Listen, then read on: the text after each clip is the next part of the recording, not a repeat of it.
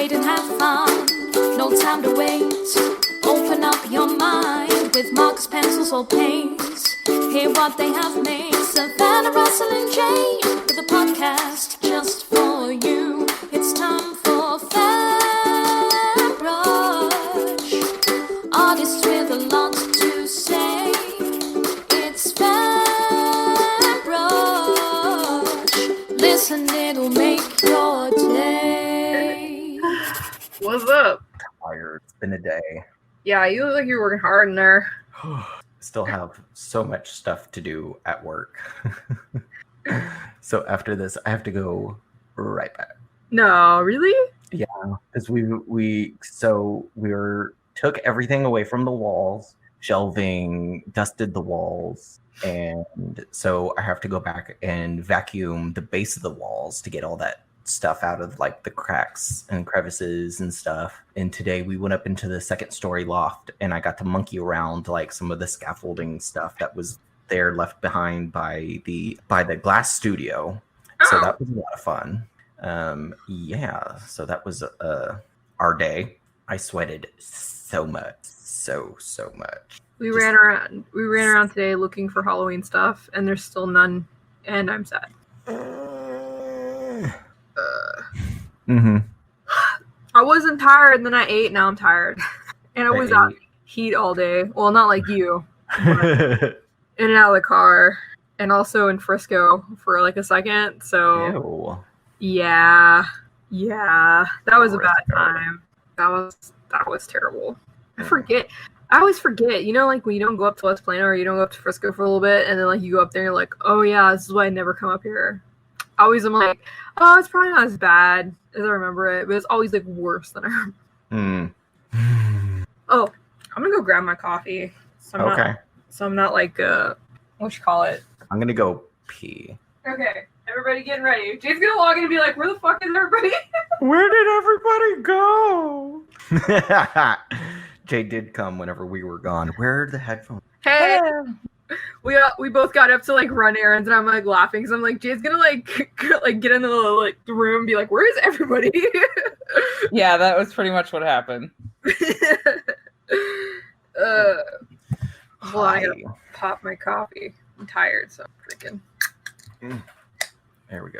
Not like last time. I'm ready this time. I'm not nearly as tired as I was last time. So what are we doing today? What was I'm sitting in a chair. No, I mean I'm out. Some podcast. Artist growth. Okay, so that's the theme. Okay, because I was looking on the list to see. I didn't put it in the little like group chat. Boop boop boop. Well, before we get into it, should we like? Whose turn is it to introduce ourselves? I don't know. I think I did it last time. You did do it last time. Yeah. Are you saying it's my turn? I don't know. Do you want it to be your turn? I'm leaving this part in the podcast. Hi, my name's Russell. Welcome to the FanBrush podcast. Hi, my name is Jade, and welcome to the FanBrush podcast. I just wanted to be like Russell. Everyone wants to be like Russell. Hi, my name is Savannah. Welcome to the FanBrush podcast. Yay! Yay! Yay! We did it again. We're here.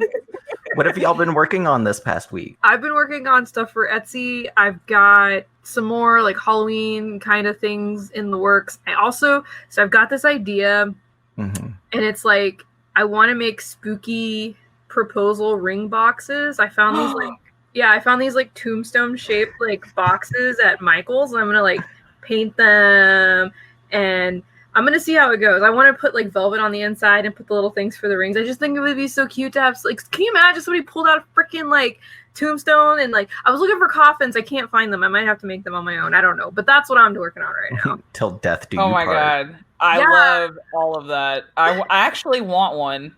Okay. I mean, even whether or not I get married, I want one. Because. So yeah, like I want to say like, you know, till death do us part, and like love never dies. And then I was thinking about like if people are interested in them, which I hope they will be. Like I was thinking maybe even like setting some aside and being like, you can have your custom message put on them or whatever for like single life. Yeah. So I was gonna do like gothic, but then I also want to do pastel goth because I just Love it. Maybe a black tombstone with like pink drippies or something. I don't know. I just picked them up today. I'm super excited. I thought they had coffins. They don't. I don't know why they don't. I'm really sad. I'll make them. I don't care. I don't give a fuck. Excellent. I have been working on, I actually got 2 commissions requested, paid commissions. Ooh. So As they should be. Yeah, right? And so the first commission came from my coworker. Her puppy dog passed away pretty recently.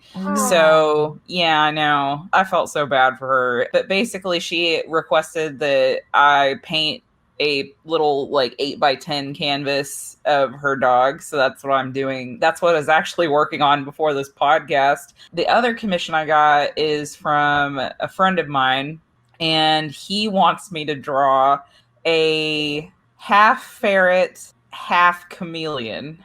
Ooh. So, yeah. Okay.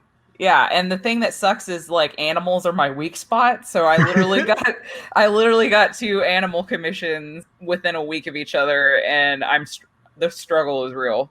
That's all I'm gonna say. The struggle is so real. It's hard. It's how we learn. Yeah, yes. Right. Exactly. It's how we grow as an artist, because that's our topic for today, is how we grow as an artist. So, great segue. Real smooth. I love it. So, Russell, what have you been working on? I have been working on the book, like reading through it, doing that whole mess, and like just like making notes to myself, being like, okay, well, this chapter is crap now that I'm going in a slightly different direction for the book, because as I'm getting towards the end, there's this huge chunk of the book that I'm just like, okay, this no longer needs to happen. Either that or it's stale for like the pacing and where I want to go with the story to make it better. So I'm just like, I still have to read through this, but at the same time, I'm just like making giant red X's on the page, being like, nope. Turn the page, read it. Nope. Turn the page, read it. Nope. Just like, but I have to do it. And I want to skip to the part to where I know I'm going to keep. But also, I have decided to start drawing some of the characters from the book. Oh, awesome. Yeah. One of the things that I wanted to work on was dynamic poses and working on people and everything, because that's something that I really enjoy. And at one point, I was like, I don't know what to draw. And I looked at the book and I was like, that's a lie. I do know what I want to draw. I want to draw the characters. So let's do that. Yeah. So I've started doing like little sketches and stuff. It also like solidifies their appearance in my head a little bit more, and just like little characteristics that they might do during the book that I need to be putting in there. Like if they're nervous or happy or excited, and like how are they going to act physically, so that way I don't have to be like, and then this character was really excited, blah, blah, blah, blah, blah, blah, blah. Because that's boring. It's not a kid's book. Yeah, that's some of the fun stuff I've been working on. Also, we're dismantling almost everything at work right now, so that way we can insulate it, because we got our AC system put in finally. And so We're insulating all of the walls and covering up all of the little like holes that are there and dusting the walls, so that way the insulation sprayers come in Monday and spray insulation on that. So I almost fell off of the rafters at work carrying a heavy piece of board right over our master molds that are like plaster master molds for the art decos and fancy like moldings and stuff. And so like I held on by my elbow onto like this metal railing and like held onto the board and was like, oh shit. And I was holding onto it and I was just like, okay, it's not going to fall. It's not going to break anything. Nobody's going to get hurt. That happened earlier today. That was fun. Oh, geez. It was a lot of fun. I got to go back after this. It's going to be great. I'm going to sweat some more. Second shower. Jade, did you get a chance to listen to the podcast that Savannah sent? I actually didn't. I'm really terrible about watching or listening to things people send me. I'm so bad at it. I always intend to, and then I just forget because I have the memory of a goldfish. Either that or it has to be your idea. Yeah, I think so. I think that's what it is. Because that's happened with so many shows, movies, or anime or comic books, and be like, Jade, read this. And then your immediate reaction is no. It's true. Until you finally cave and you're just like, oh, hey, this was the thing that this person recommended for me. Oh, okay. And it's like 3 years later. Well, to be fair, my last commission took me 2 years, so Oh, hey. I'm I'm just really bad about time management. That is okay. Well, it just kind of blends into a little bit of what we're talking about. Because it's what was it, Savannah? The Creative Pep Talk? Yeah, that's the name of the podcast, is Creative Pep Talk. Episode 280, if you want to go and listen to it right now, dear listener, and then come back to us. Thank you for returning. Welcome back. But in the episode, the dude talks about like the different types of creative people, like in a very broad, vague kind of way, but it also makes sense. Like I've wanted to talk about what it means to grow as an artist and stuff, and like the whole philosophy kind of behind that. You like, after I had already suggested the topic and stuff, like you brought that up and I was just like, all right, cool, let's give it a listen.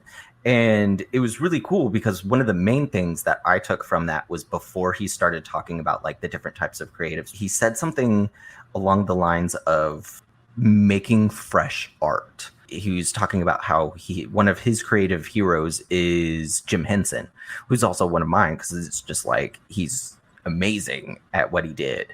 Rest in peace, man.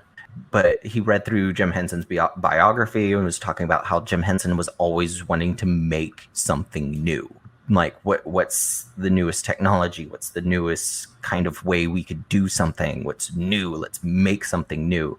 And how he was like, I kind of agree with that, but kind of not. And he said, you know, like whenever it comes with cooking and stuff, you can have the same dish over and over again, but what really elevates it is like the freshness of the ingredients. And you can tell something that's like had been done with like store-bought ingredients versus something that you grew in your garden. And that really resonated with me. And I guess like our kind of first topic thing is like, what do you think making fresh art is or means? Something that's important to me is definitely like trying to stay outside of my comfort zone, even though like I want to stay in it. Like there's certain things I know that I'm pretty good at doing, and there's stuff that I stay away from because I know that I'm not good at it. Lately, especially, like I mentioned, I took that, you know, painting class where it was basically like you're making like original characters and you're doing like human characters, and that's not something that I would normally do. But I mean, even if you decide you hate it after you do it, even if you're like, I'm gonna try, you know, Copic markers and I'm gonna start off like, you know, small and like just see, even if you decide that you hate it, it's just like, okay, cool, well at least I tried it and I know that I hate it now and I can move on to something else. Or maybe you love it and you incorporate it into your process. To me, that's like making fresh art. And also, like, if you are the type of artist that wants to say something with your art, like evolving as you grow to say different things and not just repeating yourself over and over again. For me personally, making art that I would consider fresh is art that I get excited about. You'll do 1,000 pieces, you'll do 1,000 drawings, you'll do 1,000 paintings, you'll do 1,000, you know, whatevers. And then that one painting will come along, or that one drawing, or, you know, that one chalk pastel sketch that you did. Something just kind of happens, and it's almost like you're possessed for a little bit because you're just so you're just so focused, and then you just churn out something that you get really, really, really excited about. And you just can't wait to show people because you're just like, look, I did something. I did a thing and I'm really into it. To me, that's what fresh art is for me, is something that I do that I get really excited about, you know, that I had a really good time doing. And, you know, it came out exactly how I pictured it in my head, like that kind of thing. That's what fresh art is for me. But I also agree with what Savannah said, evolving and changing and getting really excited about something. Cool. Is it my turn to say what fresh art is? Yes, I think so. For me, fresh art is probably more of like the mentality of coming to the page or canvas or whatever your medium is, even if it's music, of like enjoying the process of like making it and or whenever it's finished, because there's been sometimes I've made stuff and like it's a struggle bus, but by the end of it and stuff, I'm just like, it's yay. I'm happy with the final product. I don't know how to put it in words, but I'll try to explain it to the best of my ability without like losing myself into the train of thought. And it kind of goes into the next question and stuff. Whenever there's a moment of stale art, just kind of like the repetition of like what you're making. And there was one dude I watched on YouTube. He was talking about how he was working for this couple that made dog and bunny art. And it's like sculptures, paintings, drawings, all kinds of stuff. And it was just dogs and bunnies. And the people with dogs and bunnies' head riding a scooter, and it's all red, like the same red color, and it's kind of smooth and stuff. And you can see the features and everything. And I was just like, okay, cool, neat, weird. And whenever he was working for them, and he's like, how do I improve as an artist? And he's like, pick one thing and draw it every day. Just go for it. And like through that and stuff, like you break down like mental and creative skill barriers that you have along the way. And like you get into that discipline and habit of, but at the same time, like I have this kind of fear that, you know, like you end up into it in a stale position, but like also through creating every day and stuff, you can come out of it. I'm losing myself. Shit. Making fresh art. Fudge buckets. So I'll share a story that I heard from somebody that I follow too. I've recommended to you before, Rafi and Klee. They're two artists. They're married. They have a YouTube channel and also a podcast. And I know he shared stories of when they were first out at like art shows and art festivals and stuff. And like he had some stuff that would sell really well. Like he used to paint these like hand painted signs or whatever. And he said that they would sell really well. And after a certain point, I think he said that he didn't really want to paint them anymore, but he was like, hey, these sell, so I kind of gotta. And then eventually he decided, you know what, I'm not going to do that anymore. Because to him, it's like, yes, you know, at what point is it like, yes, I know that this is going to sell and I'm going to do it because it sells, but it's a grind, right? Because like after a while it becomes just a job. Like you're creating something that you know people are going to buy, but it's not necessarily feeding your soul as an artist, because the only reason behind it is just to make money at that point. You're not doing it because you feel the creative passion to like make that piece of art or whatever. Mm-hmm. I think that's another thing too about stale art. Like it might not be stale from like an onlooker's perspective, like a potential like buyer or client's perspective, but it might be stale to you. Like it might be something that you used to love doing, and then you get to a point where you're like, you know what, I can't pay another fucking bicycle with another fucking ever again, or like whatever Russell was saying before. Like at some point that's got to get old, you know? Yeah. And you got to like move on for your own sanity's sake. Otherwise, like, why are you even trying to do the art thing? Just go, you know, sit somewhere and do data entry, because it's the same thing of like the repetitive thing that you're going to do over and over again, instead of like progressing and like moving on to something else that you actually want to do. Right. Yeah. I think that's why I tend to bounce around a lot when it comes to like subject matter about what I'm doing. I think that's another way I tend to keep things pretty fresh for myself, is I'm never really doing just one thing over and over and over, which is probably not a great learning tool when you're an artist, because you should do things over and over. But I don't know. I tend to bounce around a lot, you know, like, I mean, you guys have seen my art, you know, I'll do cartoon style, I'll do comic book style, I'll do graffiti style, you know. I have that Aboriginal kind of style painting that you made, that's that abstract psychedelic colors, Aboriginal just like design painting, and I still have that. Yeah. It's gorgeous. So you see what I mean? You know, like I've painted Frankenstein digitally, you know, like I'm doing acrylic today. I did one of those, I keep wanting to call it Tombow, but it's not Tombow. It's those fine liners I was telling you guys about that are technically for calligraphy, but you can kind of use them instead of calligraphy to do like different sized lines all around, you know? They're called Fudenosuke, but I keep forgetting the brand who does them, but they're the Fudenosuke or whatever. They might be Tombow. I don't know.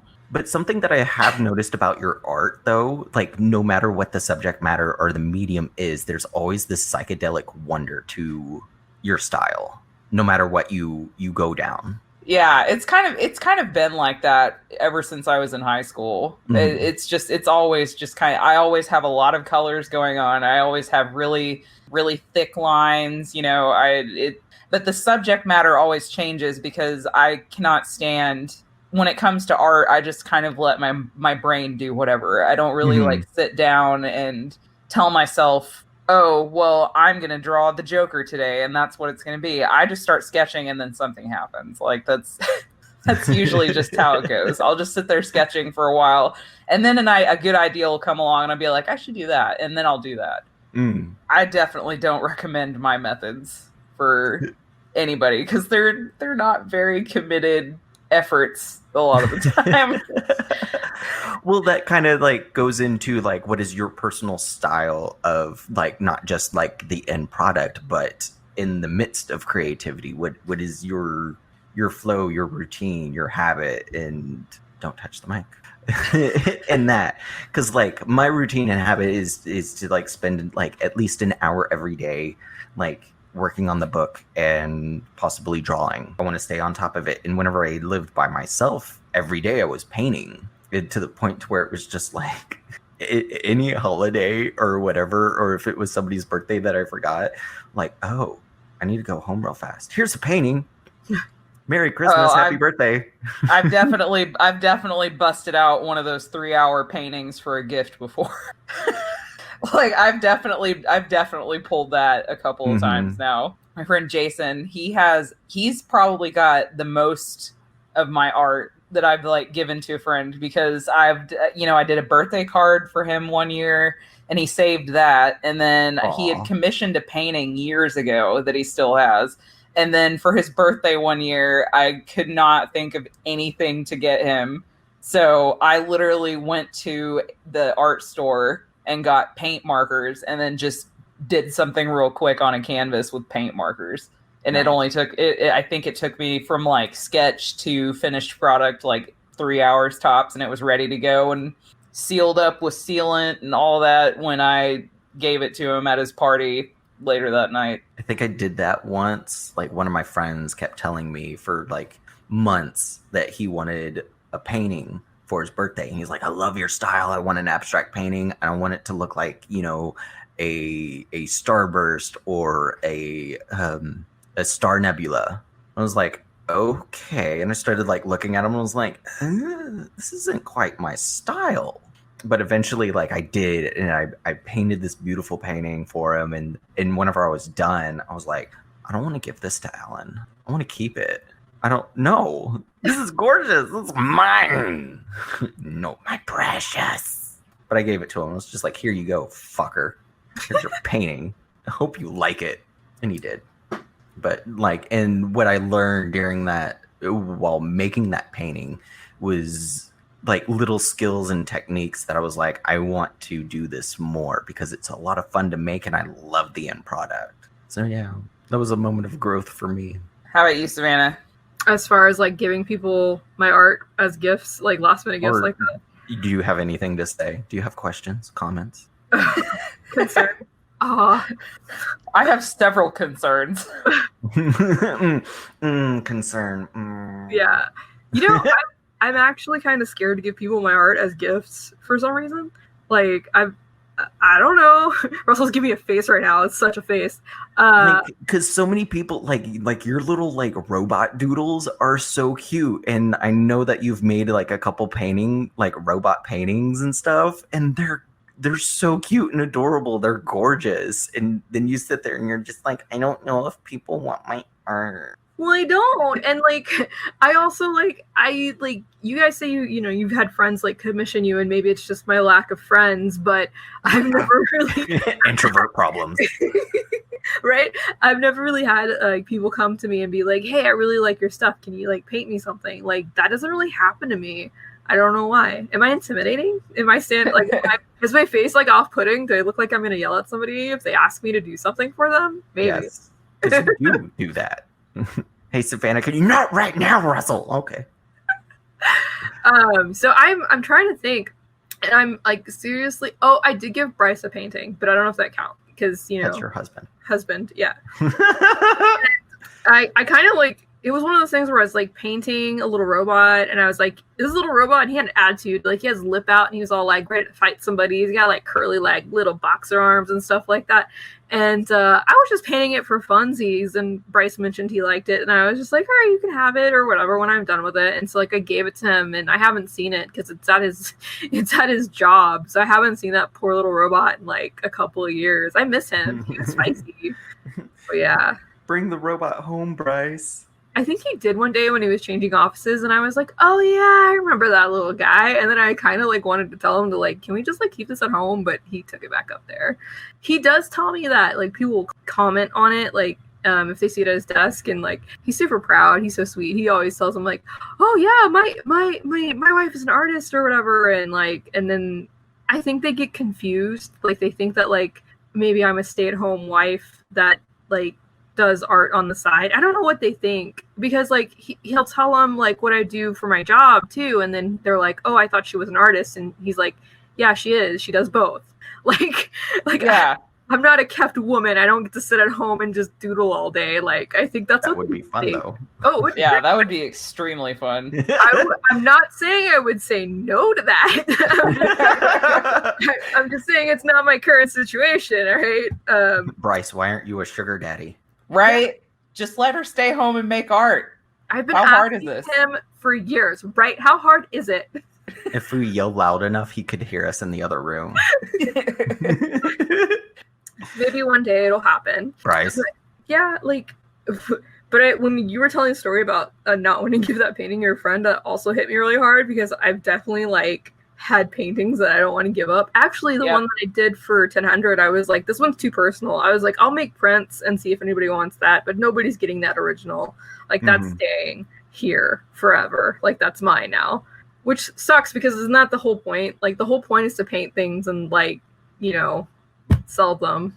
That's how you make a living as an artist, if that's what your goal is, and that's what I want to do. So I'm gonna that's something that I think I had to get used to early on. Like I think in high school I went through that struggle of like never wanting to sell anything, and then like coming to terms with the fact that like you're gonna make something, you're gonna pour all that time and effort into it and like emotion, and then eventually you're gonna like have to let it go. Yeah. And you don't know where it's going, or if it's going to a good home, or like, you know what I mean? And that always used to concern me. But now I'm like older and my heart is hardened a little bit. So not as much. Certain things I don't want to let go of. But I think now I kind of go into a painting or something I'm doing with the mindset of like, this is yours for now, but you're gonna like let this go, because I can't just paint a million things and then have them hang around my house either. Like Right. like, eventually you're gonna get like overwhelmed by stuff. Call me out. Oh my gosh. I remember your apartment where you like painted on the walls. Like you had like all of that like crazy shit painted on the walls. And I say crazy shit in like the best possible way. Like it was so trippy walking in there, and then just to see him just be like just openly painting on his walls, you know, like, you know, because I think for me that was so triggering, because I'm so used to, you've got to keep it clean. You've got to make sure you don't get paint on any you can't get it on the wall. You can't get it on the floor. You can't get it on your clothes unless it's clothes you don't care about. And so when I come in and you're just sitting there just painting on your wall, like, you know, it was triggering, but it was awesome. I was just like, God, I wish I had the freedom to be this kind of artist, because I am so not that kind of artist. It took me a month to do that, because at one point, like, I was like, don't paint the walls, don't do that, like, because eventually you're gonna have to move out, and you don't want to pay huge fees for a new carpet and new walls and all this other stuff for people to like paint over, blah blah blah blah blah. Don't do that. And then one day I think I was high and I was just like, fuck it, I'm painting the wall, who cares? And like I painted on the doors, on the cabinets. The carpet was ruined because at one point I had tipped over one of my bottles of paint and I didn't put the lid back on it right, and it spurted out, and so it got like down in the carpet and what was underneath the carpet. Whenever I went to clean it up and stuff, it was all dry and it was like this little like mound of paint like fused in there. I was like, oh shit. Whoops. Anytime I tried to like vacuum or anything, it was just kind of like, this spot won't, oh, That's a paint spot. That's a paint spot. And then one day, our apartment building changed hands because I was there for like 6 years. Our apartment building changed hands a couple of times. Whoever was in charge of that building or that area or whatever. And there was this one lady who was always a bitch.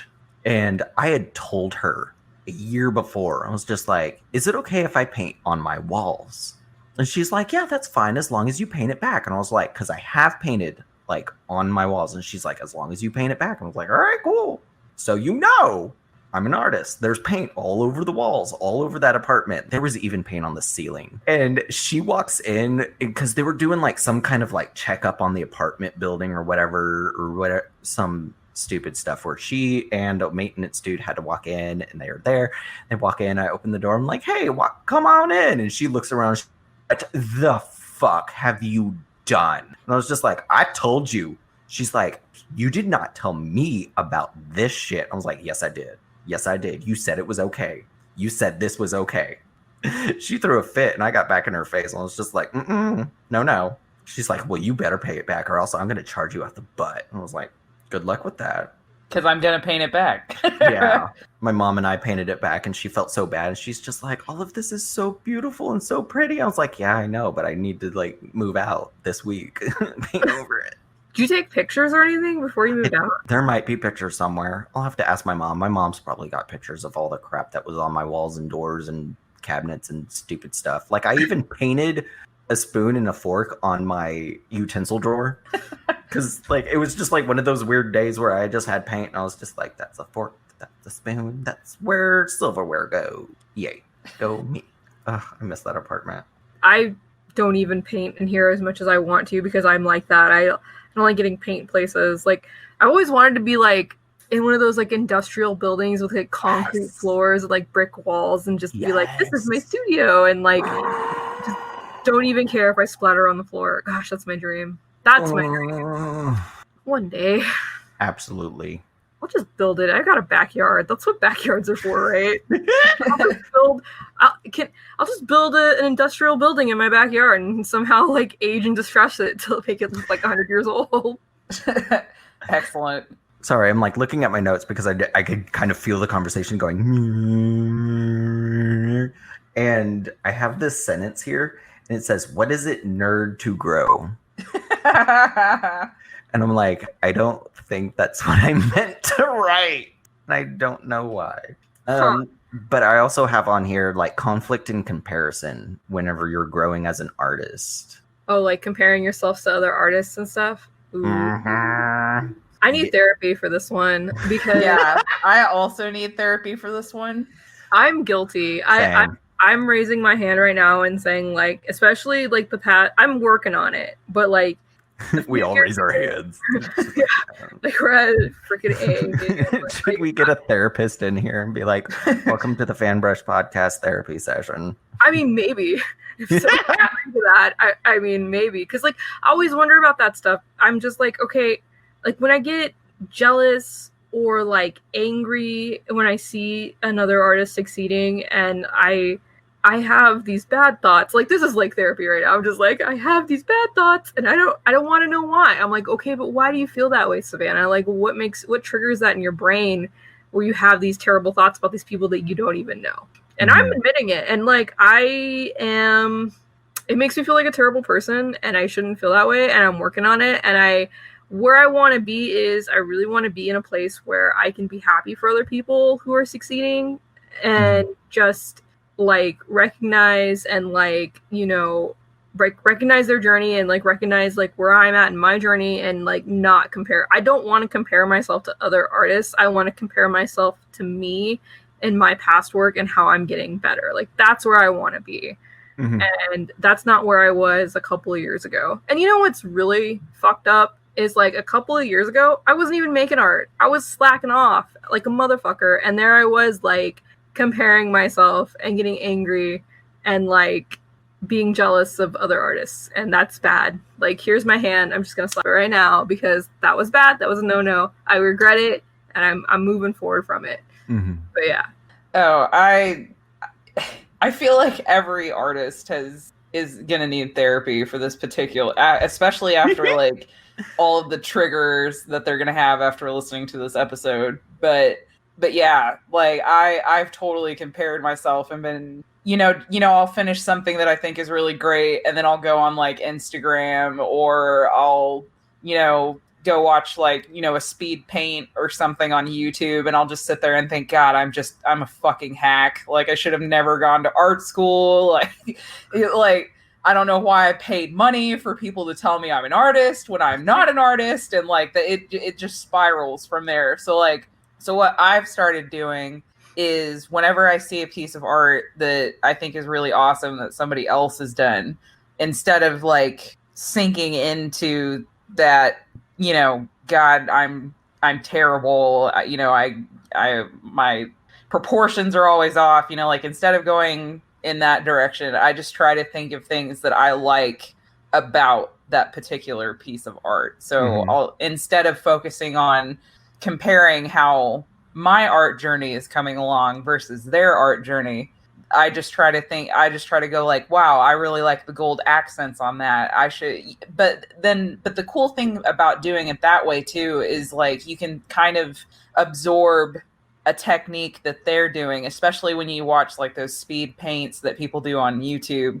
You can be like, oh, well, I like that. I want to incorporate that into something that I do. Or, oh, I really like the way that they draw hair. So I'm going to try and see if I can, not necessarily replicate, but just kind of you take little pieces of what everybody else is doing, and then you can kind of morph it into something that you're doing. Yeah. So that's where I try to kind of stave off telling myself that I'm a terrible artist is just by being like, well, you know what though? That gold accent is really awesome and I want to do that, or I really like the way that they did their shading on this and I'm going to do that, That's a very good point, and I'm going to try to utilize that because like, especially like these past few weeks and stuff, like I've been battling that whole comparing in that whole like internal conflict. I love what you've said, Jade, and I'm probably going to need to write that down whenever I have a moment to like remind myself. Well, and because I used to, I don't know if I've told you this, Russell, but I'm pretty sure I've told Savannah. I used to like write like fan fiction and stuff and like post it, and it was all terrible. But when I was writing it, I would see what other writers were doing, and not necessarily because what was making their stories more successful than mine. Like it wasn't about that, but I would see like, oh well, they're using first person omniscient. That would be really cool to try. Or they're using, whatever like viewpoint or whatever, or a conversation that they had that I thought was really funny. I would just kind of be like, well, how can I incorporate humor like that? Not necessarily copying it word for word because that's plagiarism and that's terrible. Yes. But just something about their style that I really liked and I kind of wanted to do like my own take on. Like my own rendition of something that I liked about what they were doing. So I feel like you could apply that too, to your writing. How else do you get better ideas for writing than reading? Exactly. How else do you get better ideas for art than looking at art? Because like whenever it comes to writing, like Brandon Sanderson's one of my favorite writers, and there was a moment where I was just like, I'm never going to finish the book. I'm never going to be at that level that Brandon Sanderson is, because like he's an amazing writer and has these great worlds and everything, and it just like broke my heart that I wasn't at the level of a writer that I was. And then I slowly like came out of it, and my brother David, thank you David, helped me, and he's just like, yeah, but that's like his job. He's probably been doing it for a lot longer. Like he spends all this time. Like you also have a job. Like you help take care of the twins. You draw, you paint. Like you're not there yet. Like you're getting there, but there's no reason to beat yourself up as you're getting to that point. I was like, all right, thanks, David. I love you. And I forget that whenever it comes to like other aspects of my life, because now I can read like Brandon Sanderson, Robert Jordan, Michael J. Sullivan, and take different bits that they've done in their stories and their character development and how they utilize dialogue to continue plot. And I'm like, all right, cool. That's a really neat way of doing stuff like that.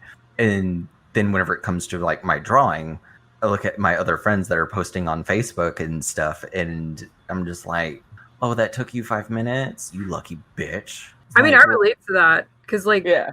that's what I was saying. Is like I get that jealousy, rage. Not anymore. I'm working on it, but it's I terrible. still do.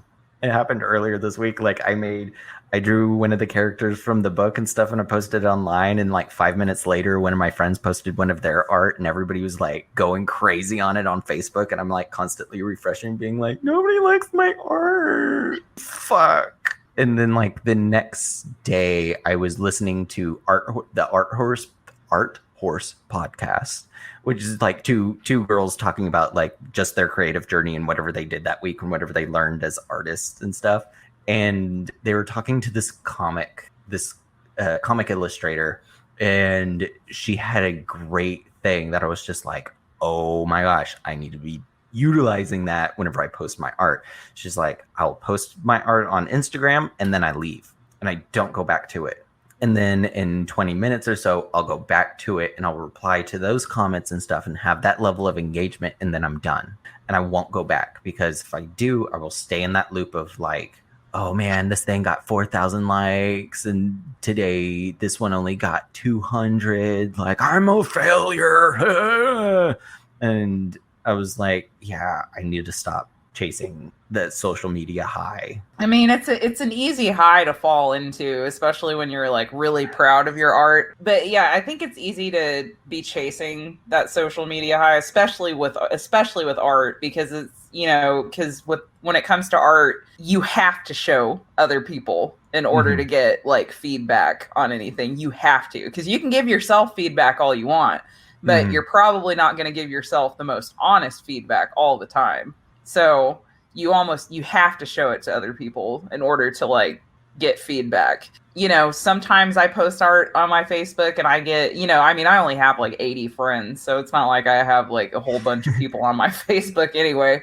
You know, one picture will get 20 likes and I'll be like, all right, cool. And then another one will get 1.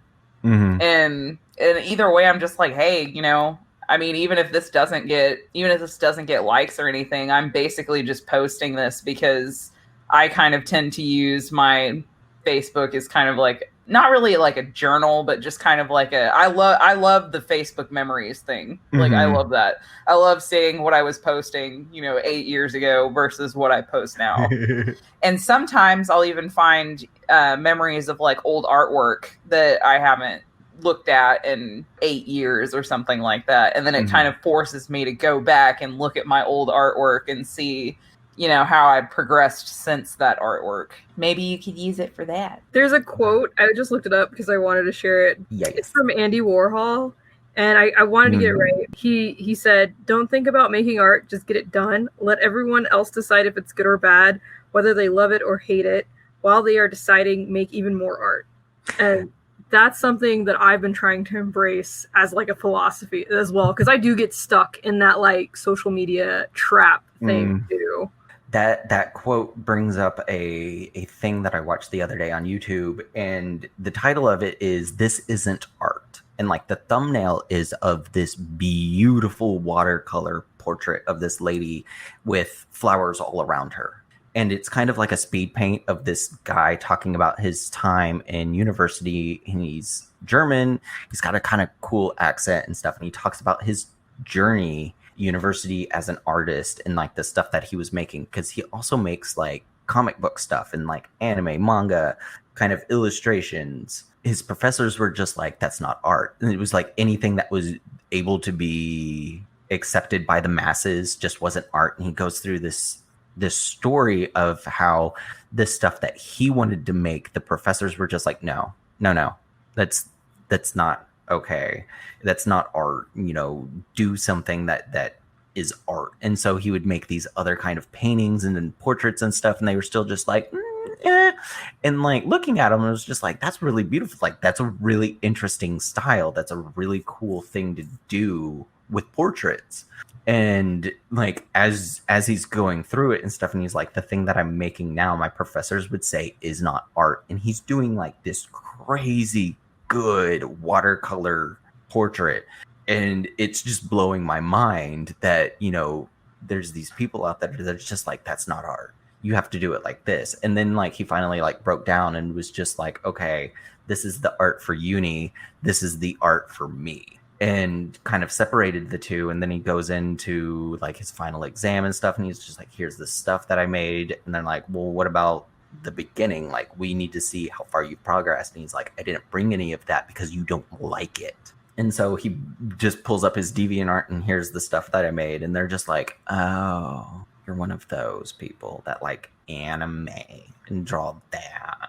And so he got in that class and stuff, and he's like, I got an A-, but like for that class, that's a low score because like everybody else is just like passing with flying colors and stuff.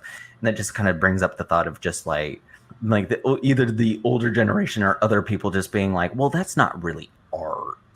Like the people looking at a Jackson Pollock and being like, I could do that. My third grader could do that. Like, no, they couldn't, because there's actually like skill in well, I mean, throwing and in paint. order for your 3-year-old to do that, you're gonna have to poke holes in industrial paint that they use on like cars. Like, shut up, you don't know anything. Like, Yeah. I mean, Like, and, you ready and to it's ruin not your like- living room? Right. Well, I mean, and on top of that, you know, I always laugh at people who are like super harsh about Jackson Pollock because it's like, yes, you probably could have done it yourself, but you didn't. He did it No. first. So Yeah. just have some respect, you know? Respect that Mhm. there are going to be people out there that are more talented than you. Why didn't I think of turning a urinal upside down and putting elephant ears on it and calling it Neo-Dada? Well, wait, was that Neo-Dada or was that Dada? I can never remember the differentiation between the two. I can never remember. Neither do I, because I think I think there was a time a couple years ago and stuff where you went on a tirade about Dada or Neo-Dada, and I was just sitting there, I was just like, yeah, absolutely, Jade. And by the time I got home, I was like, what the fuck is Dada? And I looked it up, and I was just like, I see why Jade is angry. I was Yes. like, this is so weird. This is like collage art on acid in a bad way. Well, you know, it's so funny because I've actually softened on that particular topic because I was very angry and upset about it, that it was a thing in the early days of college, because I was just very angry anyway. But now, like, I have like a total respect for it, and it's one of those things where it's just like, God damn it, I should have done it first. Like, I wish I would have thought of that first, but my brain just doesn't work that way. Or like, oh my gosh, this painting. So in the Fort Worth Modern Museum of Art, there's this giant painting. At first I was just like, oh, and then I got super fucking angry because it's like this huge painting. It's like 10 feet by 8 feet or something. Like, it is massively big, and it is mostly white except for like 3 inches around the entire border. There's this like gorgeous like color and splash of painting like all around it, just kind of brushed on there. And I was just like, why did you do this? Why did you do that? Why is like the entire thing white and then the border this gorgeous color border? I was just like, no. And I just stood at it, and I was angry, and I was like, I hope the artist can feel my eyes burning into this canvas, just being like, I hate you. Hey, guess what? He Mm. made you feel something, so He did. it worked. And then Right. also like upstairs at the same time and stuff, there was this exhibit, and it was, I don't remember the artist, but he named everything Catherine, and it was like Catherine number 1, Catherine 15, Catherine 26. And at first he was naming them after his wife, and then he got a divorce, and then he continued naming them after his ex-wife and never remarried. And it was just like, oh, dude, let it go. But the canvases and the art was this, like, he made wood boxes and then wrapped the canvas over it. And it was like these different levels of height to the canvas, and like these different shaped blocks that he like put together and then painted. And it was all earth tones going like in vertical or horizontal lines, depending on like which block was there, but it was all mainly earth tones. And I was like, that's an interesting idea, but I don't like it. But then again, I was also in high school and going through a lot of anger issues because it had recently come out and everyone was picking on me. And so anytime there was something that made me angry, I'd just stare at it and be like, I don't like you. So you were like double angry. Super angry, super double angry. But yeah, but like Jade said, it's like you can now look at as adults and stuff. Now you can look at stuff like that and be like, okay, cool. I don't like this art, but I can still take things from it. And then you can also look at art that you do like and be like, okay, cool. How do I improve to get there? So and then that kind of comes to another question. How do you refill your artist well whenever you feel like you've gone dry? For me personally, I do pretty much exactly what I would do anyway. Even when I'm not trying to kind of reinvigorate myself or whatever. I'll just start watching a bunch of art videos on YouTube. Like, I follow a lot of different types of artists. You know, like I follow some of the bigger ones that are on there. Like I follow Ray Dizzle or follow Jazza. I just found this one girl named Emily Artful who I really like. She's a watercolor artist. Ooh. And I love her. So I'll just, I won't necessarily even always watch them either. Like sometimes I'll just type in the search bar, like a speed paint, or whatever. I just watch other people create. And that kind of tends to, get me hyped up because then I start picturing myself creating and it just, like, especially if they're using a product, like a medium that I use, like if they're using charcoal, or if they're using chalk pastels, which are some of my favorites, Chalk pastel is such a bitch. They're so great though. If you can just deal with them drying your hands out horribly. Ugh. They dry your hands out so bad, but God, I love them because they blend so nicely. It's almost like you get to finger paint with like oil paint, except it's not going to kill you if you, store your rag incorrectly. What about you, Savannah? So, like, I will say that having, like, my setup back here, it has helped, like, 100%. Like, having a space where I can leave my stuff out. Because, like, I know this about myself. It's like, if I, in my head, would think, like, oh, I want to paint today, but then I have to take everything out, and I have to set it up, and I have to clean the space off, and then, like, when I'm done, I gotta put everything back. It was so, like, in my head, it was already exhausting to have to do that. So the fact I was like, you know what? Never mind. I don't want to do it anymore. And that's the way I would be like when we used to live in an apartment or whatever. But now that I've got the house and I've got this set up here where I can like leave everything. And if I'm in the middle of a painting, I could just leave it there. That helps me a lot. And having it here where it's, this room's like on the way to the bathroom. So I walk through it all the time. So if I've got something sitting out where I can see it, if I pass it, I'll be like, oh yeah, I need to work on that or whatever. And so that helps. I also do what Jade does. I watch, creatives on YouTube a lot. Like I just found this guy that I like called Kipto. There's an artist called 1000 that I watch a lot. Emily Artful, I've seen a couple of her videos. I also watch some photographers like Peter McKinnon's big one. There's a couple other ones that are on my like list that I watch. So that does help. But the other thing I do is like, kind of like how people say like with exercise, it's like you go and you try to do it for just like 5 minutes and then like you'll see like whether or not you want to keep going. Like, and I've totally done that before. Like I've sat down to paint or draw or whatever and I'll do it for 5 or 10 minutes and be like, I hate this, I don't want to today. And then I'll just leave, get up and go somewhere else. Or I'll sit down and suddenly I'm getting into it and then I'll end up staying there for 5 hours not even realizing it. So it just kind of depends. Back when we could go places, going to galleries, going to art shows, seeing other people, what they've made in real life too, that's super inspiring to me as well. I think the biggest thing is just sitting down and doing it. Like when I do that and when I like make myself sit down and just try a little bit of it, usually that's when I'll find my inspiration and just like keep going. I try to keep a habit of creating, whether it's like drawing or writing and stuff, because I know there's going to be some days where I'm just like, this is crap, but at least I'm doing it. Sometimes I just need to go for a long walk or work out, because with ADHD, sometimes just being like, I choose to sit down and draw, like that's not going to happen. Like I need to block off like a certain amount of time and be like, okay, cool. I need to go for a walk. I need to drink some water. I need to get like the distractions out and like listen to stupid music or whatever and just kind of like let my mind just kind of and then rein it in as I'm getting back home. That kind of helps. Because like on days like where I'm not at work and I'm not being physical and I can be at home, just like lay in bed and stuff, like not get stuff done, it's a lot harder to sit down and create and do all that.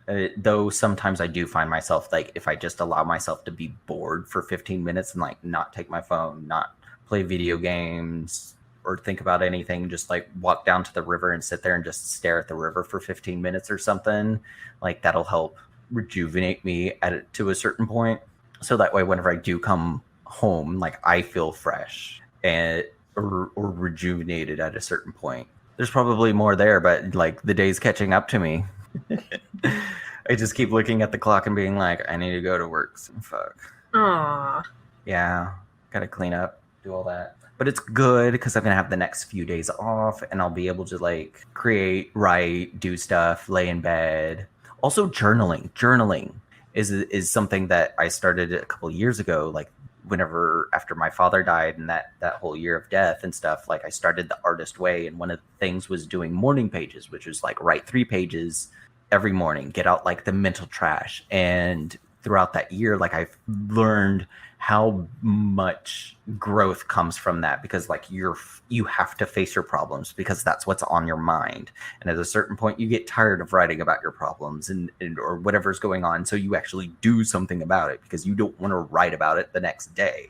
Well, it's interesting that you bring up journaling in that way because, you know, I'm currently going through therapy. I'm not afraid to talk about it because Yay, I therapy. think more people need to talk about it. My therapist actually recommended to me because she's been having me keep a regular journal that I write in after every session and just kind of get all of my feelings out and all that. But she also, because she knows I'm an artist, she had me start an art journal to kind of also kind of work through my emotions and what I'm going through with therapy with that as well. So that's Nice. another thing that I've been doing is art journaling. Just, you know, whatever whether it's just covering the page in stickers or if I actually want to draw something, or I'll cut out drawings from other sketchbooks that I really liked and I'll glue them into my journal, you know, just stuff like just keeping some kind of creative journal. Mm-hmm. And I really think that's a very healthy way to process your emotions and all that stuff that you're going through. Absolutely. So I totally am in agreement that journaling is a great way to kind of, you know. So I have a question about that, Jade. Is that something that you like share with your therapist later? Like, do you show her like your drawings in your art journal, or is that just Yeah. I mean, she asks me all the time. She's just like, "Oh, well, what did you do? What did you do?" You know, and you know, I'll actually, you know, because we're doing teletherapy appointments right now. So basically, I'm doing it via webcam instead of actually going into the office. So it's a little bit easier for me to just be like, she'll ask me about my art, and I'll go, "Oh, hold on, I'll go get it," and then I'll just go grab it and hold it up to her on the screen, and she'll kind of get to see what I did that week or nice. All that. So yeah, I actually do show my therapist my drawings. But I mean, I figure if I can show anybody those types of drawings, I would like to think that my therapist would be one of them, especially because it's a therapy journal, you know? Yeah. So, but it's really cool because she's just like, you are so creative. I'm so jealous. You're just so creative. It's such an awesome thing. Like she's always buttering me up. It's so nice. Stroke my ego. Yeah. Please and thank you. Oh, that's so sweet. That's so nice. Like, I'm so glad that you have such a good connection with your therapist. Oh, it makes all the difference. It really does. It makes like, and that's the thing about therapy is like you should shop around until you find a therapist that you mesh with. Like you really got to find that therapist that just gets you and just and can just really is you know patient with you, and you really do have to get along with your therapist in order for it to work. So yeah, my previous therapist, whenever I was living with Savannah, was awesome, and that's kind of one of the reasons. Like I have the money now and the time to find a therapist locally or do like telecommunication with the therapist, but at the same time, I'm just like, I don't want to go through the work of having to find another one that I really clicked with, because I struck gold a couple years ago and had that awesome year in therapy, and I'm just like, oh, fudge, I should. Yeah, I need to get on that too. I actually pay extra to have the coverage on my insurance for therapy and stuff like that, and then I just don't use it because I don't know why. I think I'm a little scared to have to like open up like that to somebody again, and I just don't want to. It's a lot of work. It is. No, it's definitely a lot of work. It is a lot of work. There's going to be a lot of days where you don't want to go in. You don't feel like dealing with it. I never get like mad at my therapist about anything, but there are definitely days where I'm just like, I just don't want to do this today. Like, I just don't want to. But I always tell her those things too, because she's very much just like, okay, well, what do you want to talk about? Or just like, or what do you want to do today? Do you want to do, because I'm doing EMDR therapy too. That's that therapy where like, so it originally started as like the therapy where they just kind of wave a finger in front of your eyes and you're supposed like the to thing that follow they did for Nightmare on Elm Street, the third movie. I believe so. Yes. They're trying to get them into the Dream Warriors. I have issues with that movie, but yes, that concept. Yeah, it's that concept, except Okay. instead of the finger motion in front of your eyes, it's basically, I have this app on my phone that I use, and I put in headphones, and then it sends tones back and forth to my ear, so it kind of works in that way. So it'll go really, really fast when we're in the middle of a session, and then to calm me down, it goes back and forth really, really slow. Ooh. So what's the purpose of that? Is that to put you in some kind of like mental state? I'm not, honestly, I haven't like delved too deep into it. I just know that it's The lizard people brainwashing you. right. I'm being brainwashed for the Illuminati, but right.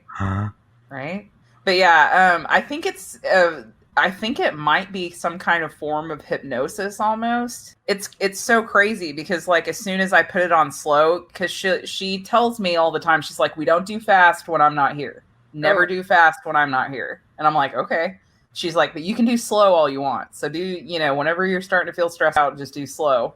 And it's so crazy. Like if I'm like really, really stressed out, I'll put on my headphones and I'll have it go back and forth really slow. Calms me right down. Nice. Yeah. Weird. See, like I'm so like curious. I'm just like, I think that's another reason that like therapy doesn't work. Well, I won't let it work for me because I want to know what they know, if that makes sense. Like I want to get behind the curtain and be like, what do you mean? How does that mean? Like make me feel, and like, why are you asking me these questions? Like, what's the point of this? And what are you writing down? And like, you know what? What's on your clipboard? Well, I'll tell you one thing. Like therapy nowadays is so different compared to what it was back in the day. Like she never asks me, and how does that make you feel? Like she never asks me that. The only thing that's a little bit frustrating about therapy is that breakthroughs are basically information that you come to the conclusion to, but they knew 6 months ago. Bitch. Yeah. Doesn't that upset you? That upsets me. I'm just like, because I seriously, I went to like, I had a free trial therapy session, which I loved, but like, I'm very much of like, okay, now fix me. Like, I've told you all my secrets, now fix me. Like, fix me. Like, hurry up. I wanna move on with my life. And like, that's the thing, is I know it doesn't work like that, but that's my mentality. I'm just like, hurry up and fix me. Like, do you carry that mentality to your art too? Whenever you see a mistake, you're just like, fix it. No, I get mad at myself. I'm not a mistake person. I don't like it. I don't like making mistakes. I get mad at myself. I'm very, very hard on myself. Work is like that. I hate making mistakes. I get pissed at myself. Art, there are no mistakes in art, Russell. So that question is not valid. There are happy accidents. You know that, Russell. I'm a happy accident. Oh. Me too. Well, I was planned, so not really.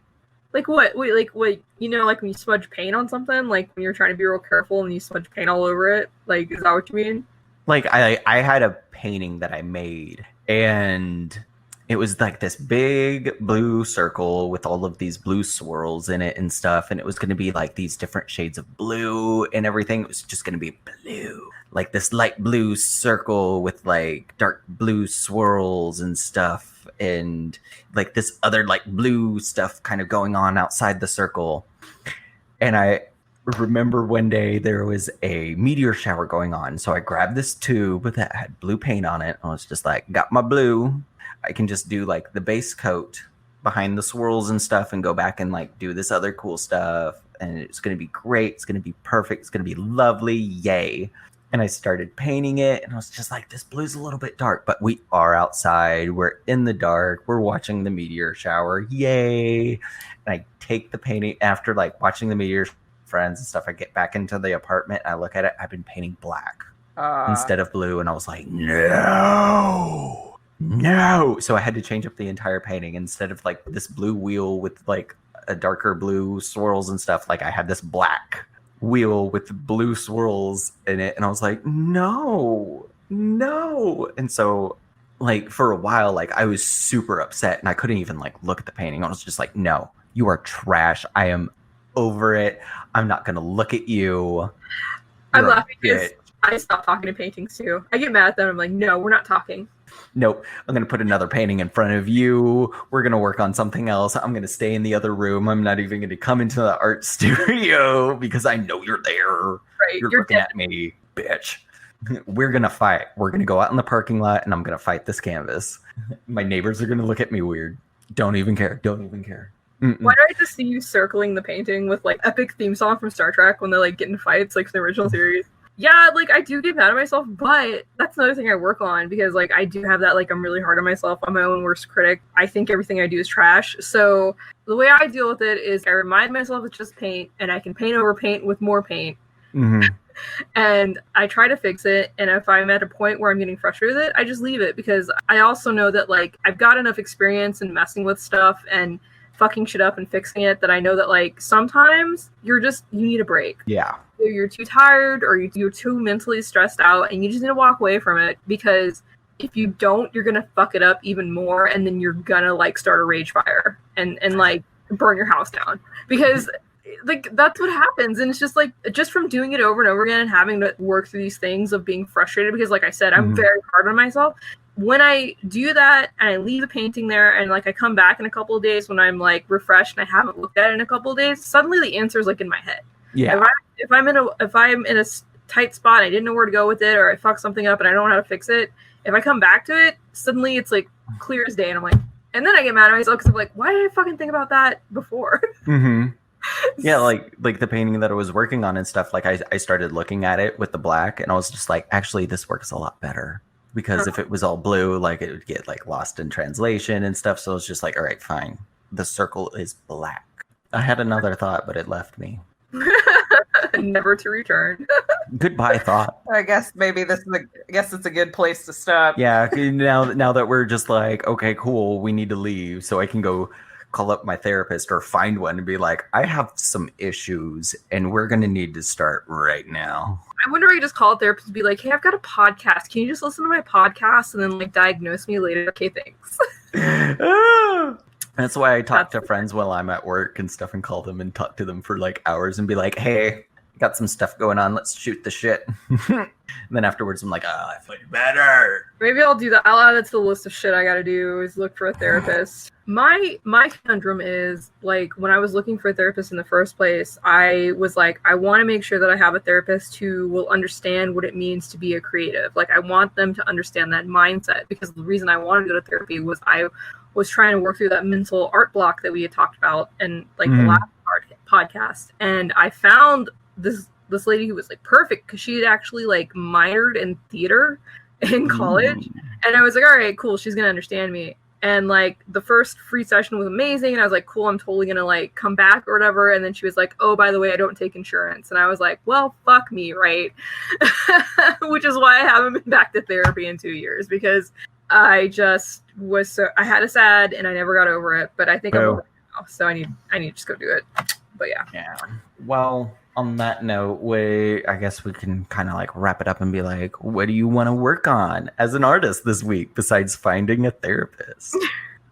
So I'm going to be working on like those little like tombstone things. I've got, I don't know. I've got a whole list of crap like over here sitting staring at me.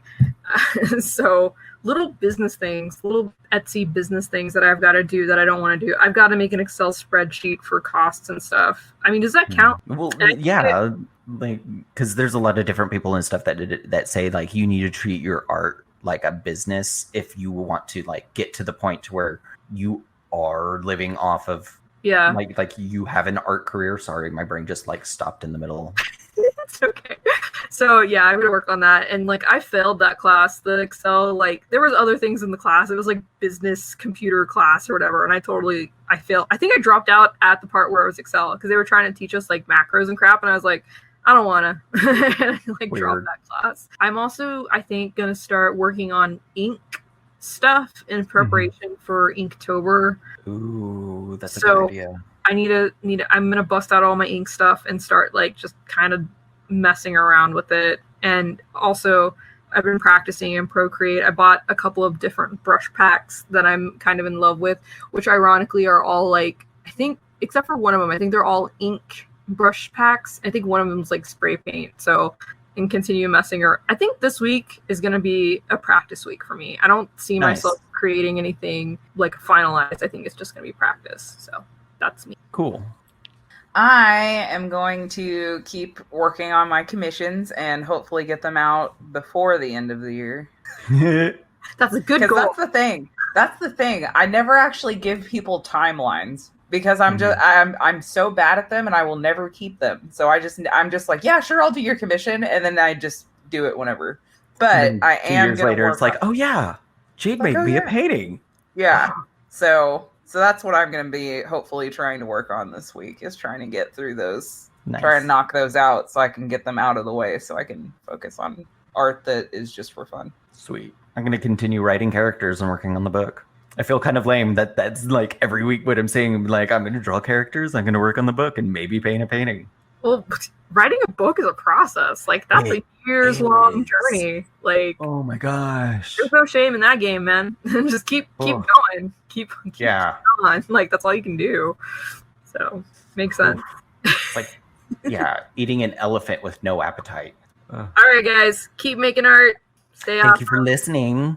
And should we give a special thank you to the person that made our jingle?